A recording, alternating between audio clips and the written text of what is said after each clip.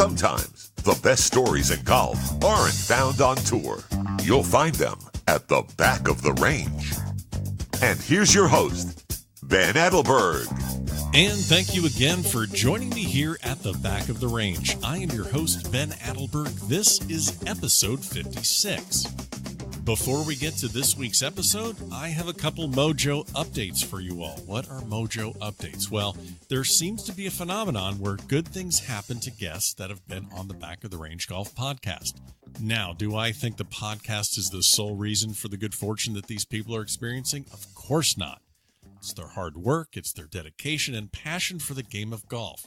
But are we going to pass up the chance to highlight the fact that these great things happened after they came on the podcast? Of course not. Come on, we got to take a little bit of credit.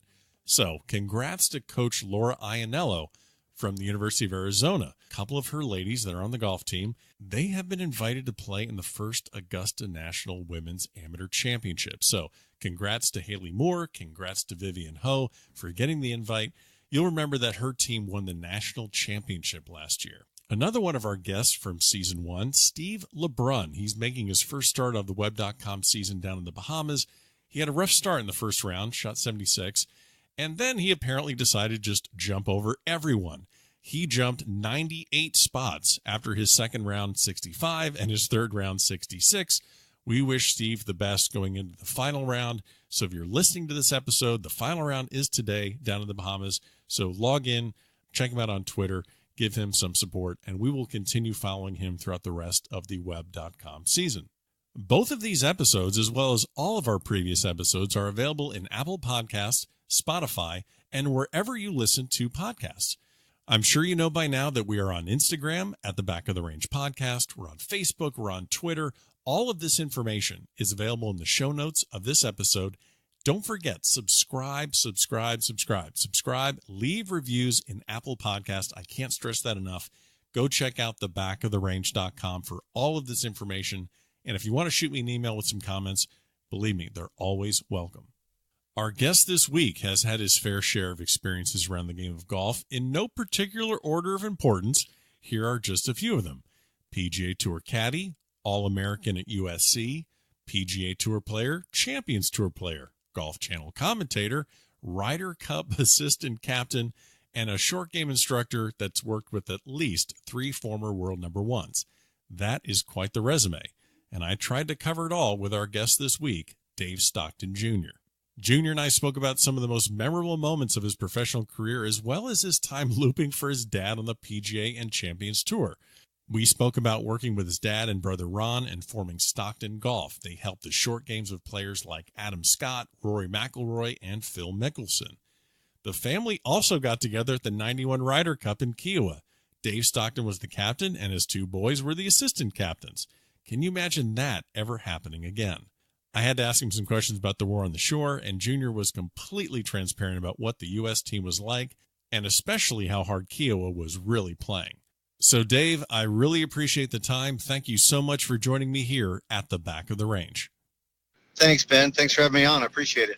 Well, as I said, we have just so many places we can go with you. You just got done. Let's start with this one of the most recent. You just turned 50. Tough break, but these things happen. And you just played your first Champions Tour event. How are you holding up? What'd you think of it? Well, good. And I was laughing when you said that. I think it was harder on my parents knowing that they have a 50-year-old son than for me turning 50. And, but I had a great time. It had been 14 years since my last tour event. And I really only played a couple of mini tour events leading up to it. And I go back to Minnesota and play the 3M there.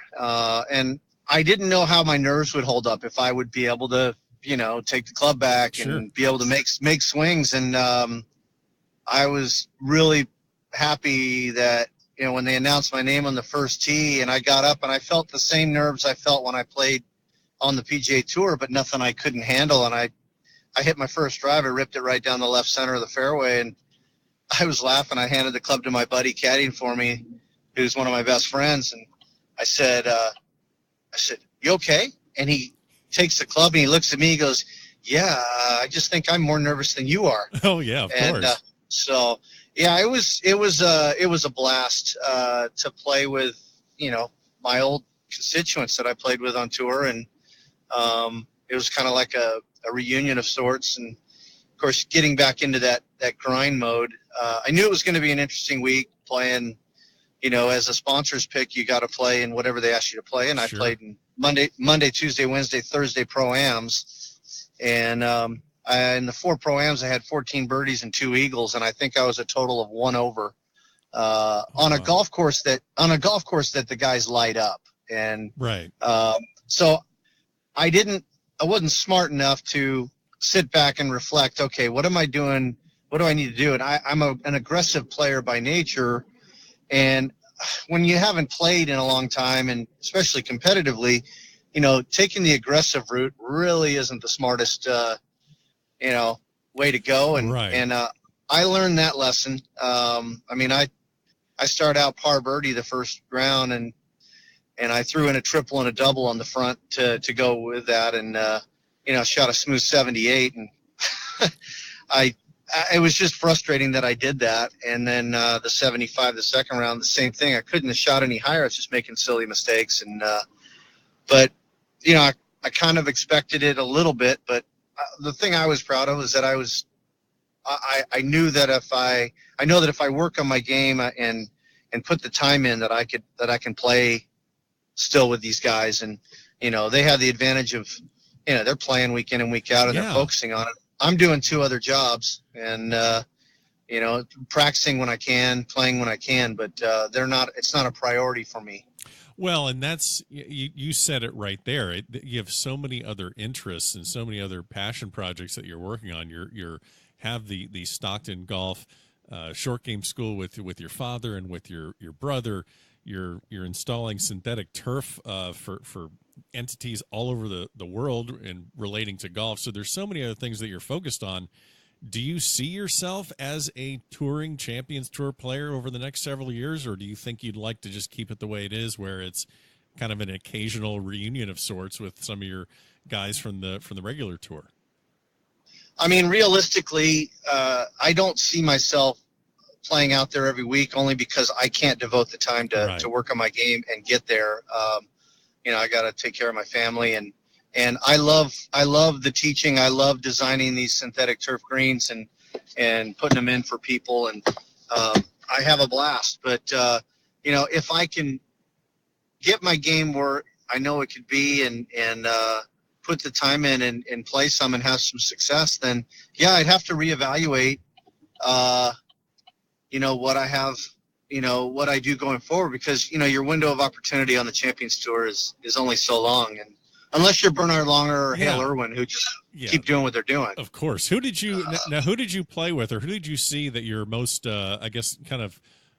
who brought back some memories of maybe some stories from the regular tour that you saw during this tournament? Oh my gosh. I mean, there's so many guys. Brant Jobe, I played a ton with him. We used to play practice rounds together every week. And, but I mean, everybody, from, Colin Montgomery to, I can't, it really was like a high school reunion of sorts. A reunion. Yeah. And, seeing the guys that, enjoy playing with. Blaine McAllister, I got to play with him one of the rounds, and he was one of my good friends and one of the nicest guys out there. Played Fran Quinn and Kent Jones, two guys like me that are more journeyman players out there that, just were grinders on the regular tour, and they're having some success on the Champions Tour. And, I played with them the first day, and I saw how they just played their game, where I was all over the place. And, I learned a lot of stuff that week. It was just special. And, those guys out there, I've spent a lot of time over the last 10 years teaching guys on the regular tour as well. And, getting out there on the Champions Tour with those guys, it's a different vibe, still competitive as hell. It's much more of a family out there on the Champions Tour. Jesper Parnevik, who he and I got on tour the same year, at Q School in 93 when I was medalist. He was a shot behind me, and we got our cards for 94. And so we played a lot of golf together in the 90s. And, talking to him, he's like, it's so much more fun out here on the Champions Tour playing. And everybody says that. Yeah. Everybody says that. So, it's if you can get out there and stick out there for a few years, man, it's a heck of a way to make a living. Sure. No, absolutely. Well, you talk about playing the Champions Tour. You definitely played your share of professional events on the PGA Tour and on, the Nike Tour nationwide, whatever they were calling it that week. Right. But I wanted to actually get into your first experience being on tour, which was actually a caddy for your father. So your father, right. Dave Stockton, 2-time major champion, Ryder Cup captain in 91. We were definitely going to get into Kiowa because I'm a licensed Ryder Cup dork. So anything Ryder Cup I got to talk about. But you're on tour caddying for your father. How old were you the first time you caddied in a PGA Tour event for your father? I was 12. That's just the most ridiculous. I mean, no offense, but that's just thinking today. The way that is just the most ridiculous sounding thing I could ever think of. Like, I can't imagine a 12-year-old right now. I just can't fathom that. So you're 12 years old caddying for your dad in a tour event. Yeah. As a kid growing up, I mean, I loved playing soccer and baseball, and I played golf, and I loved to hunt and fish. And, so if I wasn't doing the others, I was riding my bike to the golf course in Westlake Village and a little public course there and playing golf every day. And I just always, I definitely gravitated toward playing golf. And, when our summers were spent, Dad would play most of his tournaments in the summer because he liked warm weather with his, back issue from having broke his back when he was 16 in a surfing accident.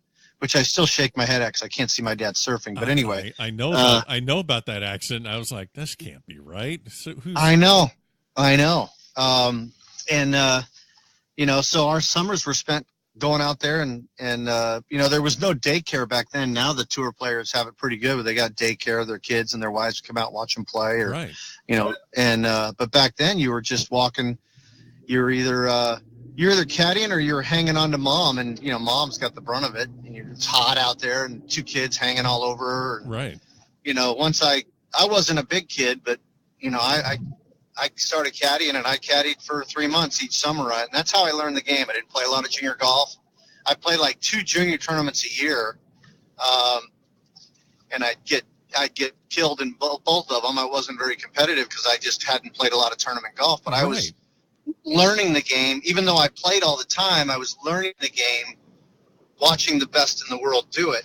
And, each year I got better and went through college, turned pro, and, the rest is history. But I learned the game. I've seen over the years, I've seen far too many kids, even kids I played against, who could just blow me out of the water. And as we got older, they didn't improve. In fact, they regressed because they got burnt out. And there was no burnout in me because I didn't play a lot of tournament golf.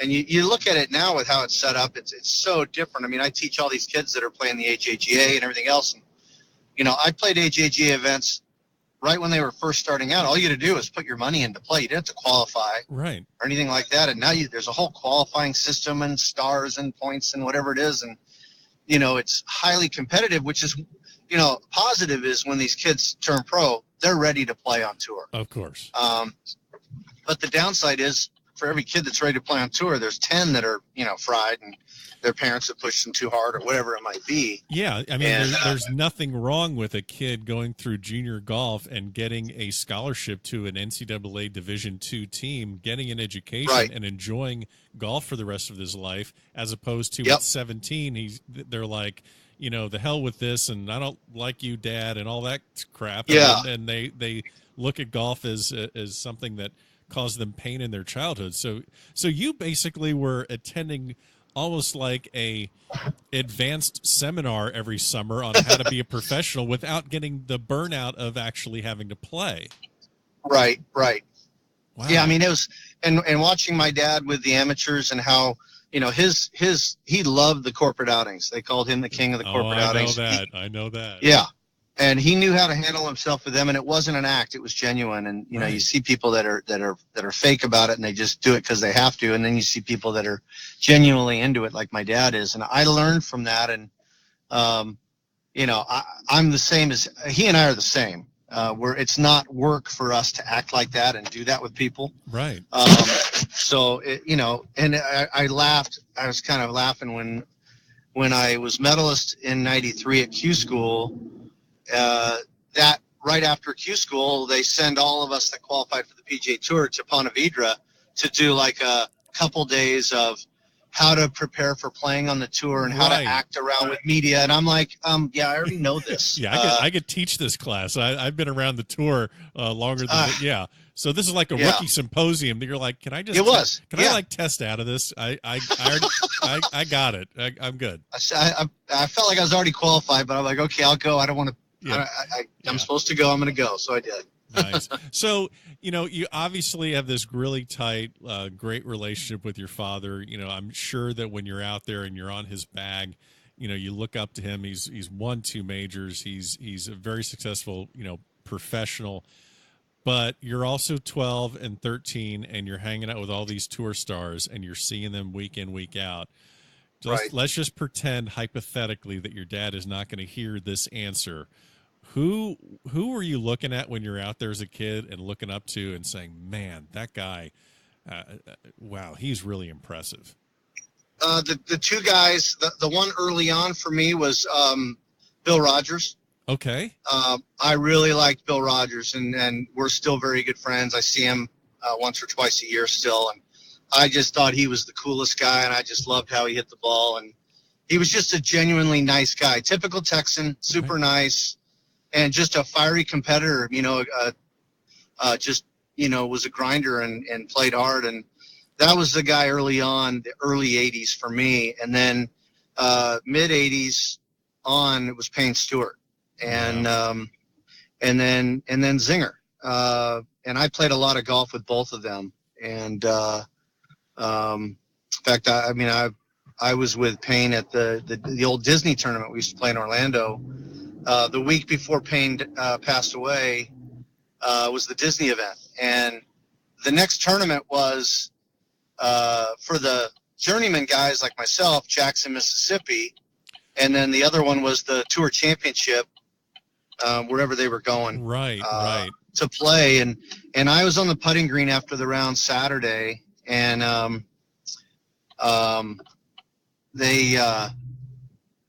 he and I were the only ones on the putting green. And we were just talking, and he was so at peace and just, you know, just had a great conversation. And 2 days later, he's gone. It was just very, very surreal and sad. And he was a great friend and huge loss to the tour. Losing Payne was just terrible for golf, for the tour, for everyone. And I want to talk about him and Zinger in the 91 Ryder Cup at Kiowa. But before we get to that, I just want to ask at a question. You know, you played golf at USC. Your dad played golf at USC. You and your father and your grandfather are actually the first family for 3 generational single sport All-Americans. I'm not sure that you're aware of that. It sounds like you are. But, you know, you followed in your father's footsteps, whether it's playing the tour, whether it's being instructor. Did that ever feel unnatural? Did you ever have any point in your life where you're like, I need to kind of get some distance or make my own path? Did that ever cross your mind, or has it just, this is your normal? No, this is my normal. My dad likes to say, you know, that if he hadn't been in the golf business, I would have been. Okay. You know, I mean, I did the commentating thing, which is something he didn't do. Okay. And I did real estate. I did real estate for a few years, which he definitely didn't do. And, you know, the teaching thing kind of, after the real estate crash in 2008, I didn't really enjoy doing the real estate thing. And I started helping people with their games, and I really found that I loved helping people. And my dad had rotator cuff surgery in 2009, and that was when Phil called and wanted to get some help, asked my dad for some help with putting. And he and I grew up playing against Phil, and you know, finished second to him in the NCAAs at Oak Tree in '89, and played on tour against him, and he always beat me like he beat everybody else. Yeah.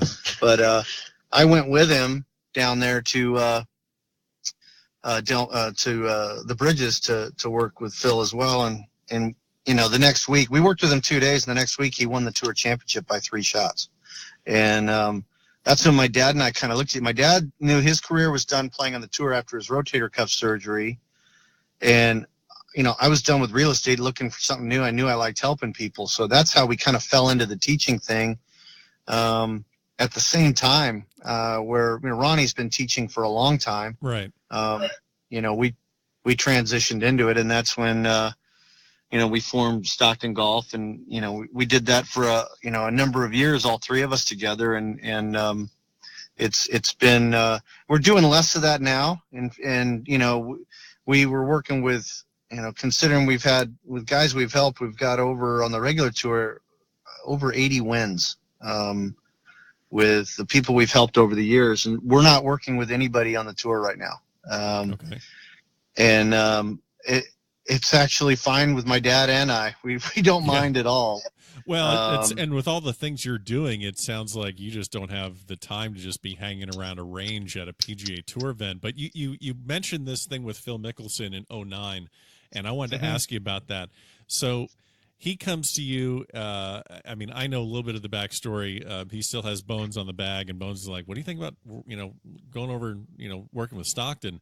Were you guys even thinking about what the aftermath would be if that lesson worked as well as it did? Like, what was that like after Phil just goes off, his putting's great, and mentions that, I'm working with Dave Stockton? What was that like after that? Well, it was nice that he mentioned that, that he owed a lot of his great play that week to the help that we gave him with the putting. And,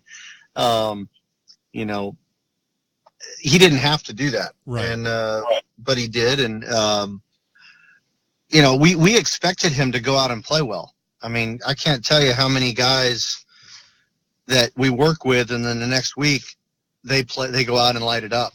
The number of guys that won the next week, I had it in 2010 with Adam Scott. I worked with him at the Players Championship. The next week he won the Texas Open after the first time working with him. And that was with the short putter. 2010 as well, Colonial. I worked with Justin Rose, and the next week he won Memorial for his first win on the PGA Tour. So we see guys have success right away after we work with them, and I think the strange thing, the thing that perplexes both my dad and I, and my brother, is that, we work with someone and they go out and they play great, or they're playing well, and then they just decide to switch and not stay with it. Rory's probably the biggest one, where, he won 4 majors working with us and got to number 1 in the world, and then we're no longer working with him. Hasn't won a major since. And, it's funny. They say, his putting's, has been his big problem. He won 2 majors by 8 shots when he was working with us. But no. And a lot of the work that was done with him in the very beginning was on the mental side, because we worked so much, because putting, especially putting, right. We specialize in the short game and putting, but we work on the mental side as well, because putting is 90% mental. You can have the world's most beautiful stroke, but if you're thinking the wrong way, or if you're thinking about a lot of things, or a mental midget, whatever you want to call yourself, it doesn't matter what your stroke looks like, because your head controls that. Of course. And so what we work on with people is getting them thinking the right way on the greens, because putting to me has always been easy. I just learned from my dad. He expects every putt to go in. I expect every putt to go in. And we were shocked to find, how many people don't expect putts to go in. Well, don't be shocked when they don't go in. It's of course. Do you think it's pretty wild? Do you think that, and this is just a theory or a thought, but do you think the fact that they don't come back to you is because that means they're kind of admitting that mentally they're not strong enough, and that they need someone else's help? I don't know. You could call it an ego thing, whatever you want to call it. I know for me, if I've got someone that I'm having success with, I'm not changing my team. Yeah. I'm not changing things up. If I've got a formula that works, I'm not changing anything. I mean, the one guy that we've worked with over the years that we were like, yeah, we don't need to work with him anymore. He's got it because he had it mentally to begin with. Yeah. Was Matt Kuchar. Really? And Kuchar I use him a lot. Where 2010, he was number 1 on the money list and 5th in putting. And the beginning of 2011, we're doing a clinic at the Vintage Club in Indian Wells in the desert, and he practices there getting ready for the West Coast swing, and he wants to pick our brain on the greens. And, we're laughing. We go, he says, what are you laughing at? I said, well, usually we get the guy that's ranked 150th in putting, exactly. not 5th. Yeah. And he laughed, and we asked him a couple questions, and you could see the light bulb turn on in his head. And, he had this cross-handed flip putting stroke. And, as a right-handed player, we believe your left hand is your direction hand. The back of that left hand should finish low and going down your target line. Right. Back of your left hand down your line, that's where the ball's going to go. And he was flipping it up where the left hand's pointing up and the left, but he was a good putter. And the reason why he was a good putter is because he's walking in smiling. He's walking in expecting it to go in. Yeah. But he had a stroke that he knew that was faulty. And so next week, 2 weeks later, it was Riviera. He's got the putter going up his arm. He goes, hey, Junior, what do you think? And we had never seen anybody do that. He was the first guy, but that was his way of, locking in that left wrist and keeping it solid right through. And he's stuck with it ever since. We worked with him for a couple months, and that we didn't need to work with him anymore because he's one of the best mentally on the tour that there's been. Wasn't gifted physically, with great golf swing, great mechanics, everything. But his mind, the way he thinks on the golf course, and his demeanor is what's made him a champion. Yeah. I mean, it's just, and that you could say the same thing for a Jim Furyk. Sure. There's a golf swing that people have wanted to change that swing for 30 years. He's only got to break 60 twice. And he only got to shoot 58. Yeah. Yeah, that's incredible. No, it makes a lot of sense. You're basically looking at two guys that are incredibly strong mentally, that have squeezed have squeezed the pulp out of their talent and gotten everything they can get. And so the instruction thing, we're all big dumb animals at these driving ranges, and I know you've been to over 1,000 driving ranges probably in your lifetime, even away from the PGA Tour. We all like these 500cc turbo booster drivers, and the chipping and putting green looks like the dance floor at a junior prom. Nobody wants to get near it. Right. Why is it so hard to get amateurs to fall in love with the short game? That's what you guys specialize in. Why is it so hard to get them to fall in love with that?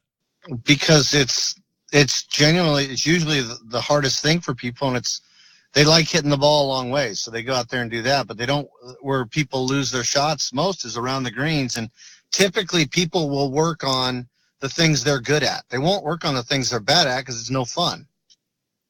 So you have that disconnect where, well, I'm going to go do what I'm good at. Like I was out at I was doing some work for PNC Bank at the father-son this couple weeks back, and I see on the driving range hitting ball. I'm on the putting green. I'd helped Jerry Pate a little bit with his putting, and just out there putting myself. And Jerry turns around and he goes, "Yeah, look at that. There's Tom Kite hitting balls in the range. That's the last thing he needs to do. He needs to be out here on the putting green." and I just laughed, and I went over and hit balls after I was finished putting next to Tom, and I was talking to him, and he hits balls. He doesn't putt near as long as he hits balls. Well, what's he good at? He's good at ball striking. Right. There you go. So it doesn't matter if you're a 15 handicap or a major winner on tour.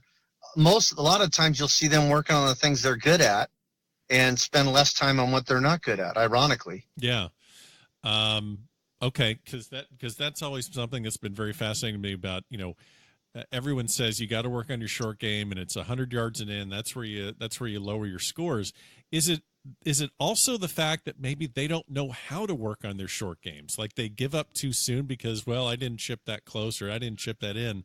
Is it that they don't understand the concepts of the short game? Yeah, I think there's definitely a part of that to it for sure.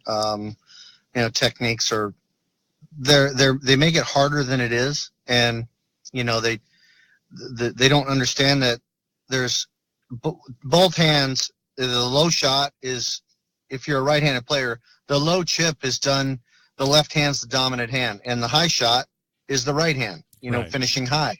So you don't have both hands fighting each other, and people don't understand that. And, it's funny when I give lessons to people for the first time and we go to the short game thing, and their techniques are usually, they're hanging back and they're flipping their hands, and, it's inconsistent and they're not stable. And it doesn't take long to get them where they need to be. And then they're like, well, this is a lot easier.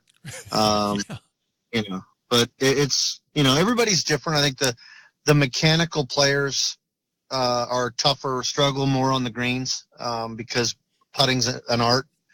And it's more of being an artist in a visualize, trust, let it go type thing. And a mechanical player like a Justin Rose tries to be perfect, tries to get it just so. And gosh, I can remember, I don't know how many times watching my dad in a tour event as a kid growing up caddying, and he'd take the putter back and he'd get it stuck going back, but he'd keep going and he putted anyway, and he'd make it 9 times out of 10. And I'd say, hey Dad, you got the putter stuck going back. He goes, yeah, that just means I'm keeping it low.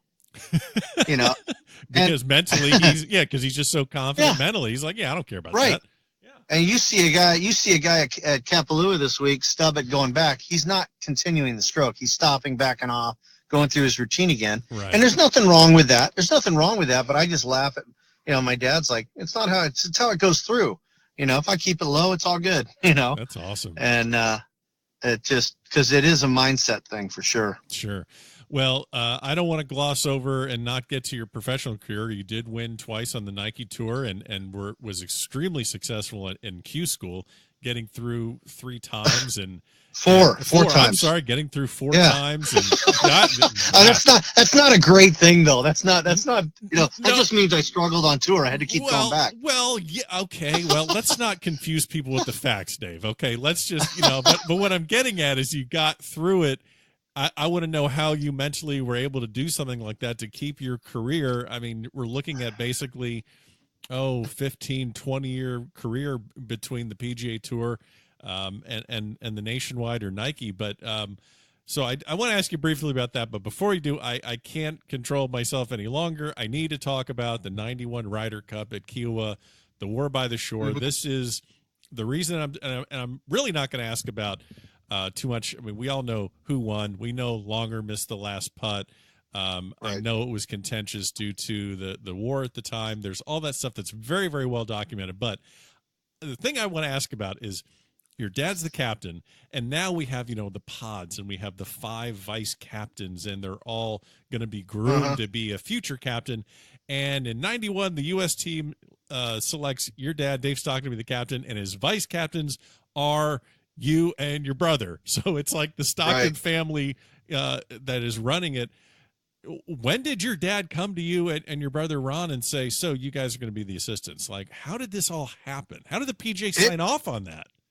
Well, they didn't have a say. It was my dad's call. And That's awesome. And it was a family deal, from my mom picking out the outfits for the wives to, my dad, and how my dad he had 2 captain's picks, and that was the hardest thing he had to do. Okay. In fact, he had said to Tom, Curtis Strange that Curtis won the U.S. Open 89 and 90. Right. Yeah. And in 1990, my dad, after he wins the second U.S. Open, my dad says, "You're on the team." Yeah, says, of course. And of course, 91, Tom's not playing, or Curtis isn't playing good, and he's struggling. And he actually came to my dad and said, "Don't pick me. My game is not where it needs to be." Wow. And what my dad did was he let the 10 guys on the team pick from 1 to 4 between it was Tom Watson, Tom Kite, Raymond Floyd, and Chip Beck. And he gave the 10 guys on the team, he said, I want you to pick 1 to 4, 1 and 2 being your top 2 guys, who you want on the team. So he had the guys on the team's input of the next 2 players that were picked, the last 2. And of course, Raymond Floyd was a pick because, and the reason he was picked was at the time, Fred Couples, who won the Masters in April, he still didn't know how good he was yet. Right. And he was very young. And Raymond was going to partner with him, and they'd be a great pairing. And then Chip Beck was picked because, well, Chip Beck shot 59, I think, in 91. Yeah. At Vegas. And, Chip is the most confident, positive guy. You'll never find someone more positive than that guy. I mean, he could have the worst possible thing happen to you and he'd find a silver lining in it. And I think about, those were the two picks, and the guys wanted him both on the team. And we're playing practice rounds the week before the Ryder. My dad had the guys fly in to get familiar with Kiowa because right. You can't play that course 2 or 3 times and expect, okay, I got it, because the wind comes from different directions all the time. So my dad had him come in the week prior and then let him go home on the weekend before coming back on Monday. And I went out. He said, go out and play with them. So I went out and played with him. Zinger was my partner, and we're playing. And, we've got 8 guys playing in this big group going out. And Chip Beck's out there. And what's that? No, I was just going to say, you had to have just been like, how the hell am I here? You're like, what, it was 20, pretty. You're like 22 or 23. 22, just turned pro. Yeah. And you're just and you're hanging out with Ray Floyd and Lanny Watkins, and this is the pressure cooker. This is the biggest thing. And you're just, yeah. Did you feel like, and I'm going to get back to that practice round, but what was your kind of involvement as the assistant captain? Did you have the confidence to kind of talk to these guys as a captain, or was it? How did you feel going into that? I was there. I was there if the guys needed anything or had any questions, or I would go out with a group where my dad wasn't able to see them, and I'd go out and I had input. My dad would ask me how so and so is playing. Should he play in the afternoon? And there was a couple times, and I can't think of the instances, but I said, I think that so and so should play. I'm not sure about, I don't think you should send this guy out and blah blah blah. And what really got thrown, we would have, and my dad will say this too, we would have won by more than the point. It wouldn't have come down to that last putt. Okay. Had Steve Pate not gotten hurt in the limo accident. That's right. Going to one of the PGA of America functions, and he couldn't play, and the day he got hurt, he shot 66 on a golf course that nobody else broke 74 or 5. He was playing better than everybody on either side of on either team, and he was going to partner with Corey Pavin, who was his teammate at UCLA. Yeah, and they were going to play all 4 matches together. You weren't going to beat those 2 Bruins, and then as soon as he gets hurt, it's like we had to scramble. It's like, okay, who are we going to pair with Corey? Now we got to mix things up. And we had, Wayne Levy was having a rough year after being player of the year before. He couldn't break 80 on the golf course. I mean, it was a very difficult golf course. It was harder when it first opened than it was when Rory won the PGA a few years back. It was so much more raw in 91, and it was just brutal. But and both sides struggled. That golf course was that was a Pete Dye it's an amazing golf course. I mean, what he did out there is just unreal. And to have the pressure cooker of the Ryder Cup, the things got blown out of hand a little bit with, they call it the war by the shore. And, obviously with the Gulf War going on, and, the camo hats, a lot of people made a big issue of the camo hats. The reason for the camo hats is we like to hunt, and we thought it'd be cool to have camo hats for hunting when we go home. Yeah. And the players liked them so much, like, hey, we're going to wear those camo hats. You can see my dad wore the straw hat one, right? But you saw players wearing the camo ones, and it wasn't anything about a war against Europe or anything like that. But it kind of got blown out of proportion in the press, and obviously there were some heated times between Seve, which always happens with guys, and Raymond and Zinger. Yeah. The ball compression, switching the balls. Oh, yeah. Because well, and Seve with his little coughing, and Raymond walked over. The beauty was, he was doing that when Chip Beck hit, and Raymond walked over to Seve and said, "You cough one more time, I'm going to give you a reason to cough." Uh-huh. And you didn't hear him cough anymore after that. But it was an amazing week. And back then there was no homes, there was no hotel at Kiowa. There was nothing there except for this one 6-story condominium building on the beach, and the European team had the first 3 floors, and the U.S. team had the next 3 floors. And we were all in the same building. We were all in the same. Both teams were in the same building. It was so surreal. You know, I can think of Saturday night before singles, and we're in the team room, and we finished dinner, and Payne gets the boom box going, and he puts on Born in the USA, Bruce Springsteen, Right, and he's on top of the table with a bandana, USA, bandana on, and singing it to the top of his lungs, and just pumping up the team, and it was a cool time. Wow. That's 22 years old. You're just kind of hanging in the team room at a Ryder Cup. Oh God. I doing my Ryder Cup research, you could easily say that, well, probably 1979 is really when the Ryder Cup turned. That's when Europe got involved. It Yep. wasn't just GB and I. But that 91 year, whether, correct or incorrect with the war on the shore and the camo hats, all that stuff, I mean, that's really kind of the year that really elevated things. And then, we go to 93 at Belfry, and then Valderrama, and then it really kind of elevates. What do you think now about the Ryder Cup? Has it gotten a little bit too blown out of proportion? Do we have too many cooks in the kitchen with, 4 or 5 vice captains? What's your take on where the Ryder Cup is now as compared to, your firsthand knowledge of it in 91? No, I think that it's better now with what Zinger did.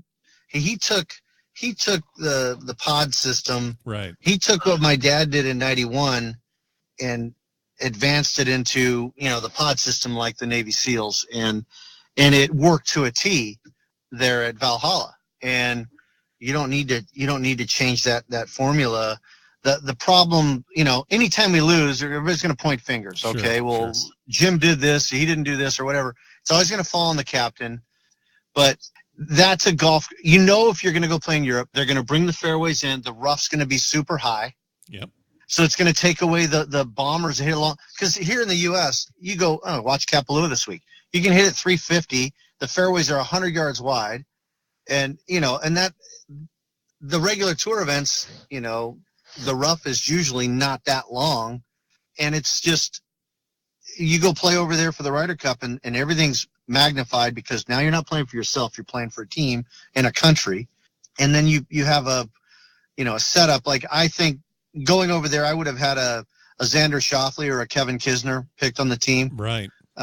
Because they drive it so straight. Yep. And that's what you needed there. You're hitting out of the rough, you're giving up a half a shot a hole. And Phil probably wasn't the best pick, but it was Jim and Phil have been friends a long time, and hindsight, you can always look back and go, yeah, he was a bad pick. He didn't play well. Well, what if he went out and lit it up? He might have gone out and played great, and everybody's like, oh, it was a brilliant pick, Jim. Well, then also Tiger. I mean, you got to pick Tiger after winning the Tour Championship, but Tiger, to me, just looked completely exhausted. He was exhausted, and and rightly so. What he had just done, after all that, the only thing I would have done different with him, I would have played him 3 matches, not 4. I mean, he played too much. He played too much golf. Yeah. And he didn't need to play, that many matches. He could have, played 1 less, and it might have helped. But you could see he was gassed too. So, it's you learn from it. It's tough. It's going to continue to be really hard to win over there, because they know, they're going to bring the rough in. They're going to have the crowds. Those European fans are amazing. Yes, and and it just that pressure of a Ryder Cup, it's not for everyone, and it's magnified even more now than, I mean, I was at the one at Valhalla when Zinger, my dad was his assistant to Zinger, and sure, I went to that one, and Zinger asked me if I would drive Raymond around, so I was Raymond's driver. Oh wow! And he was one of the, and so I've won as an assistant and an assistant's assistant. There you so go. I feel like I'm 2-0, but now, Junior, if you need, if you need an assistant, I'm putting my name out there first, so I can whatever you need laundry done, you need me to drive you around, you just let me know. So I got a resume on hand. I'll shoot it over to you. That's really cool that you've been so involved with all of these Ryder Cups. You've been great with your time. We've talked a lot about golf, but I need to ask you about one of your passions, which is you're an outdoorsman. You like to hunt. You know, I think you know, whether it be hunting, fishing, camping, I have friends that are bow hunters, mainly deer. And like I said, I know you're an outdoorsman. Is there one particular hunting trip that you can tell me about that is just a prime example or just a good hunting story from the outdoors? You know, we had your good buddy Kevin Hammer on the podcast earlier in season 1.